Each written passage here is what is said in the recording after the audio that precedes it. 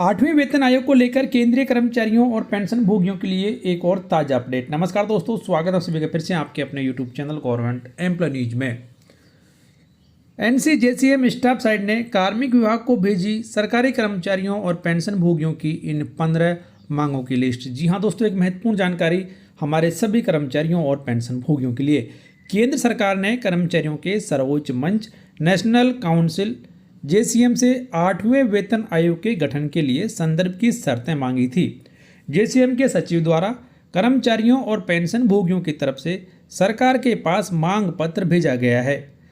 इसमें सरकार से मांग की गई है कि वर्तमान में जीवन की आवश्यकताओं को ध्यान में रखते हुए न्यूनतम वेतन तय किया जाए। कर्मचारियों के लिए ऐसी स्थिति रहे जिसमें वह सम्मानजनक तरीके से जीवन यापन कर सके। दोस्तों, 15 मांग यहाँ पर कर्मचारियों की NCJCM के द्वारा उठाई गई हैं, जिनके बारे में आपको इस वीडियो में आगे बताया जाएगा, तो बने रहें इस वीडियो के लास्ट तक। वीडियो में आगे बढ़ने से पहले आपको बता दें कि सरकारी कर्मचारियों और पेंशन भोगियों से जुड़ी हुई ताज़ा अपडेट सबसे पहले देखने के लिए आप हमारे चैनल को सब्सक्राइब कर लीजिए, बेल आइकन प्रेस कर लीजिए। इसके अलावा किसी भी सरकारी आदेश की कॉपी प्राप्त करने के लिए आप हमारे टेलीग्राम और व्हाट्सएप चैनल से भी जुड़ सकते हैं, जिनका लिंक इस वीडियो के डिस्क्रिप्शन में दिया गया है।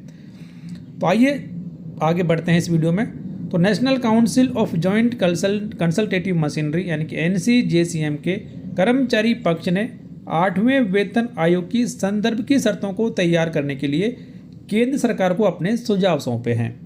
इनमें विभिन्न श्रेणी के कर्मचारियों का वेतन, भत्ते, अन्य लाभ और सुविधाएं, सेवानिवृत्ति से जुड़े हुए मुद्दे जैसे कि पेंशन, ग्रेच्युटी और अन्य टर्मिनल लाभ आदि की मौजूदा संरचना की जांच करना आदि शामिल किया गया है। जिन कर्मचारियों के लिए JCM की तरफ से सरकार को सुझाव भेजे गए हैं वो भी जानना जरूरी है। तो उसमें सबसे पहले यहाँ पर आता है केंद्र सरकार के कर्मचारी, जिनमें औद्योगिक और गैर औद्योगिक दोनों शामिल हैं।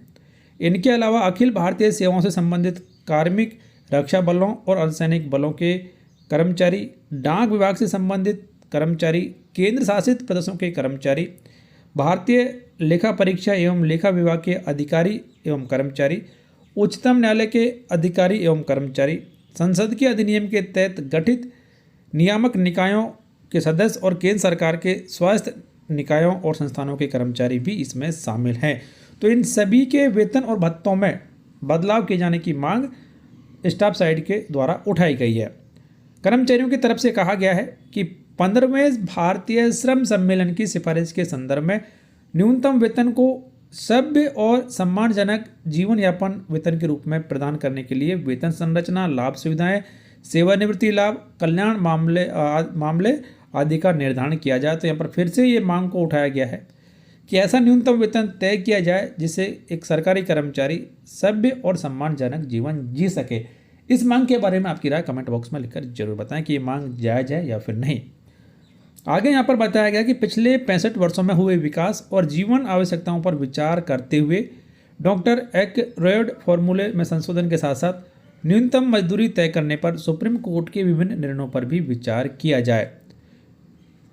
वर्ष 2019 में राष्ट्रीय न्यूनतम वेतन नीति निर्धारित करने के लिए श्रम और रोजगार मंत्रालय द्वारा गठित एक विशेषज्ञ समिति की सिफारिश के अनुसार उपभोग इकाइयों को 3 परिवार इकाइयों से बढ़ाकर 3.6 परिवार इकाइयों तक बढ़ाने पर भी विचार किया जाए। ये भी मांग यहाँ पर उठाई गई है। आगे बताया गया यहाँ पर कि 8वें वेतन आयोग को गैर व्यवहार्य वेतनमान जैसे कि लेवल 1 को लेवल 2 के साथ, लेवल 3 को लेवल 4 के साथ और लेवल 5 को लेवल 6 के साथ विलय करने पर भी विचार किया जाना चाहिए, यानी कि इन लेवल को एक दूसरे में मर्ज किया जाना चाहिए। MSCP योजना में मौजूद विसंगतियों पर विचार करना चाहिए और पदोन्नति पदानुक्रम में बहुत परिभाषित पदानुक्रमित संरचना और MSCP के साथ सेवा में न्यूनतम 5 पदोन्नति की सिफारिश करना, इसे भी संदर्भ की शर्तों में शामिल किया गया है, यानी कि MSCP में भी बदलाव की जाने की मांग उठाई गई है। केंद्र सरकार के कर्मचारियों और पेंशन भोगियों को तुरंत मंजूर किए जाने वाली अंतरिम राहत का निर्माण का निर्धारण भी किया जाए और इस पर विचार किया जाए, ये भी मांग उठाई गई है। इसके अलावा वेतन और पेंशन के साथ विलय किए जाने वाले महंगाई भत्ते और महंगाई राहत का प्रतिशत तुरंत निर्धारित हो। 7वें वेतन आयोग की विभिन्न विसंगतियों को निपटाने के लिए जिन्हें कर्मचारी पक्ष द्वारा विसंगति समिति की बैठकों और JCM बैठकों में उठाया गया था, उनको भी हल किया जाए। पेंशन, मृत्यु, सह सेवानिवृत्ति, ग्रेच्युटी, पारिवारिक पेंशन, 12 साल के बाद पेंशन के परिवर्तित हिस्से की बहाली, हर 5 साल के बाद पेंशन में वृद्धि के लिए संसदीय स्थायी समिति की सिफारिशों को भी लागू किया जाए और कर्मचारियों को राहत यहाँ पर दी जाए, तो ये भी मांग उठाई गई है।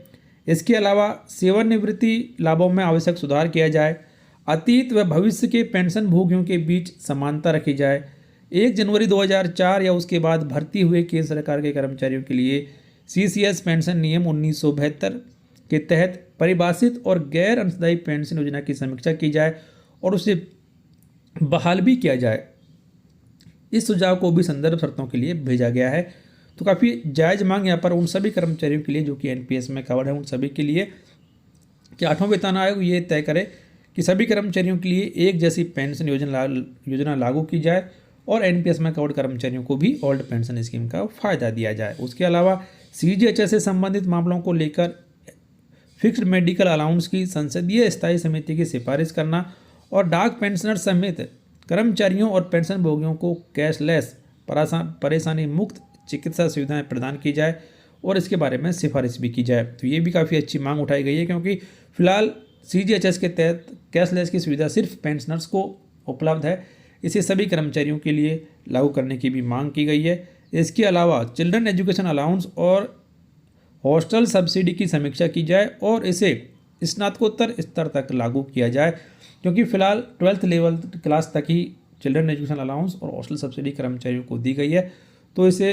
स्नातकोत्तर लेवल तक बढ़ाने की मांग उठाई गई है। इसके अलावा ऐसे एडवांस की समीक्षा की जाए, उन्हें शुरू करने की सिफारिश की जाए जो कि वर्तमान परिस्थिति में आवश्यक हैं, और साथ ही जो एडवांस समाप्त कर दिए गए हैं उन्हें फिर से बहाल किया जाए। 365 दिन में 24 घंटे काम करने वाले रेलवे कर्मचारियों के कर्तव्यों की प्रकृति में शामिल जोखिम और कठिनाइयों को ध्यान में रखते हुए भारतीय रेलवे में सभी श्रेणियों के रेलवे कर्मचारियों को जोखिम और कठिनाई भत्ते के भुगतान पर विचार किया जाए। तो ये रिस्क एंड हार्डशिप अलाउंस सभी रेलवे कर्मचारियों को दिए जाने की मांग उठाई गई है और इसे टर्म ऑफ रेफरेंस में भी शामिल किया गया है। अगली मांग यहाँ पर उठाई गई है कि अत्यधिक 12मासी जोखिम भरी और खतरनाक कामकाजी परिस्थितियों पर विचार किया जाए, जिसके तहत रक्षा नागरिक कर्मचारी हथियारों, गोला बारूद, रसायन, विस्फोटक और एसिड आदि के निर्माण व इसके भंडार में जुड़े हुए कर्मचारी जो हैं उनको भी रिस्क अलाउंस दिया जाए।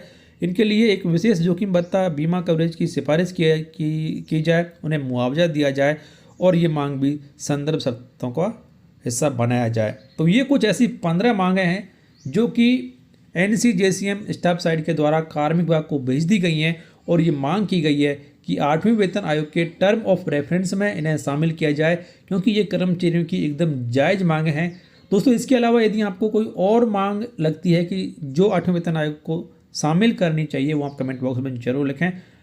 वीडियो को लाइक करें, शेयर करें आपके दोस्तों के साथ, जिससे वो भी इन 15 बड़ी मांगों के बारे में जान सकें और यदि उनकी भी कोई अन्य मांग है तो वो भी उसको लिख सकें। तो फिलहाल इस वीडियो में इतना ही। उम्मीद करते हैं जानकारी आपको पसंद आई होगी, तो प्लीज़ वीडियो को लाइक और शेयर कर दें, चैनल सब्सक्राइब कर बेल आइकन प्रेस कर लें और ऑल नोटिफिकेशन ऑन कर दें, जिससे हर एक फ़ायदेमंद जानकारी आप सबसे पहले देख पाएंगे।